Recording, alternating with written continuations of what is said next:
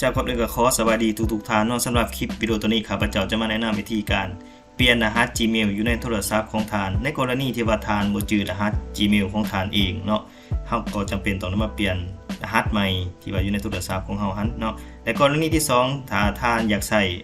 Gmail ในโทรศัพท์เอามานำใช้ในคอมพิวเตอร์ถ้าหากว่าเฮาบ่จื้อรหัส Gmail เฮาก็บ่สามารถเอา Gmail หรือว่าบัญชี Gmail มาใส่ในคอมพิวเตอร์ได้เนาะดังนั้นเพื่อให้ท่านสามารถจื้อรหัสของท่านได้ตลอดไปเนาะและก็สามารถนำใส่รหัสได้ท่านต้องได้ไปเปลี่ยนรหัส Gmail ใหม่อยู่ในโทรศัพท์ของท่านก่อนเนาะซึ่งจะมีวิธีและขั้นตอนอะไรนั้นมารับชมนะครับฟังไปนํกันได้เด้อเจ้าสำหรับท่านใดที่สนใจ USB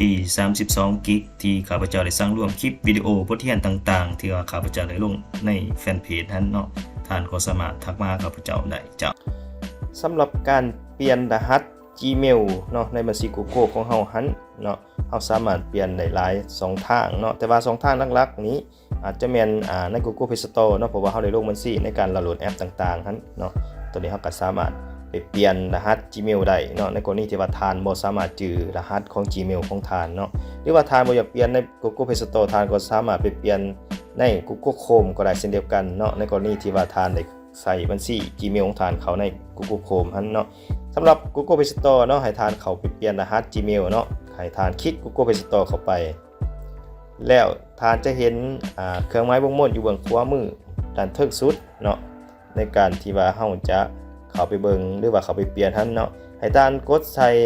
เครื่องหมายอยู่เบื้องขวาเทิงสุดเนาะกับวงม้วนหันแม่นที่อยู่ของ Gmail เฮาเองเนาะที่ว่าเฮาได้ลงทะเบียนเข้าไปนำใส่ Google Play Store หันเนาะให้ท่านกดเข้าไปบาทนึงหลังจากที่ท่านกดเข้ามาแล้วท่านจะเห็น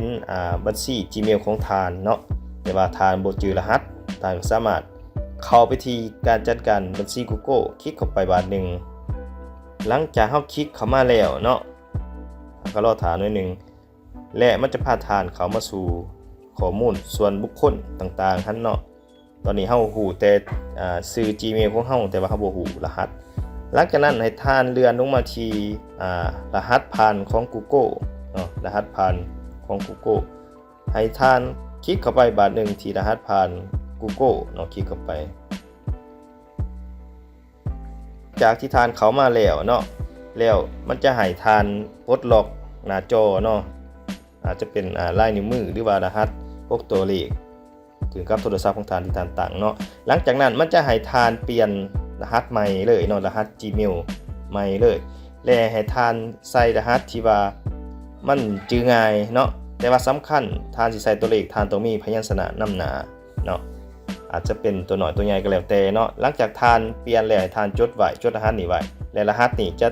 เป็นรหัสที่ว่าเข้า Gmail ของท่านไปตลอดเนาะท่านเอาไปใส่อยู่คอมพิวเตอร์หรือว่าใส่ในโทรศัพท์หน่วยอื่นก็สามารถใส่รหัสตัวนี้เลยเนาะ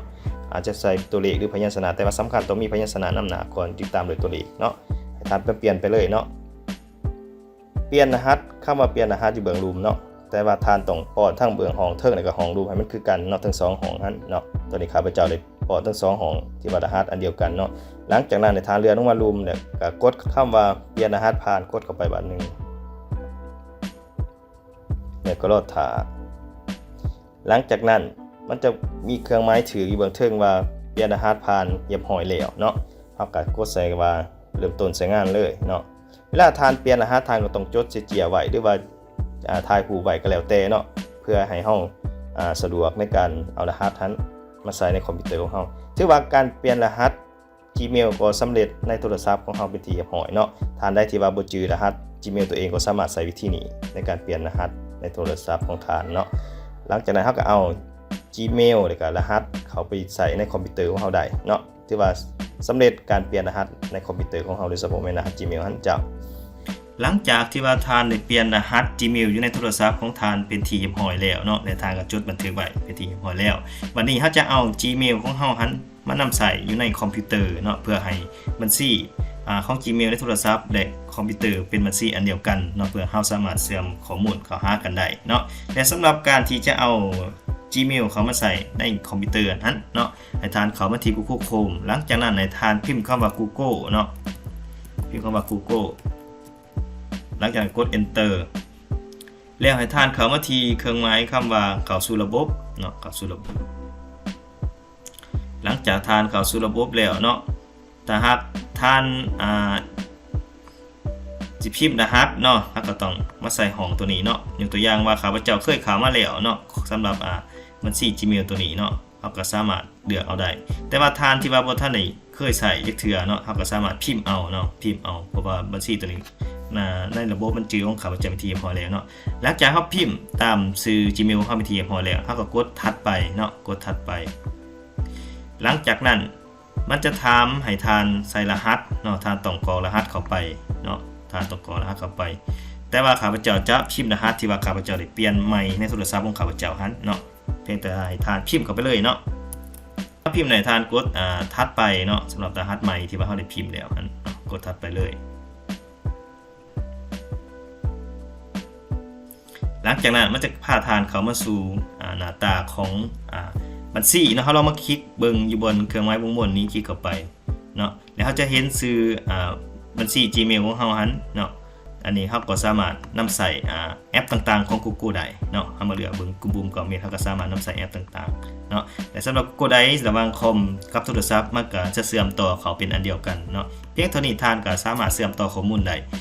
แบบสบายเนาะและเราบ่จำเป็นต้องไปสร้าง Gmail ใหม่เนาะเราก็สามารถใส่ Gmail ของโทรศัพท์และก็ Gmail ของคอมพิวเตอร์อันเดียวกันได้เนาะจากมาฮอดนี้แล้วก็ขอขอบใจหลายๆที่ท่านให้เกียรติรับฟังตั้งแต่ต้นจนจบถ้าท่านคิดว่าคลิปวิดีโอนี้มีประโยชน์ขอรบกวนท่านช่วยกดถูกใจกดแชร์ใน2ทาง YouTube Facebook และ TikTok เพื่อท่านจะบ่พลาดคลิปวิดีโอใหม่ๆจากข้าพเจ้าจากมาฮอดนี้ขอขอบใจหลายๆที่ท่านให้เกียรติรับฟังตั้งแต่ต้นจนจบเจ้าขอขอบใจ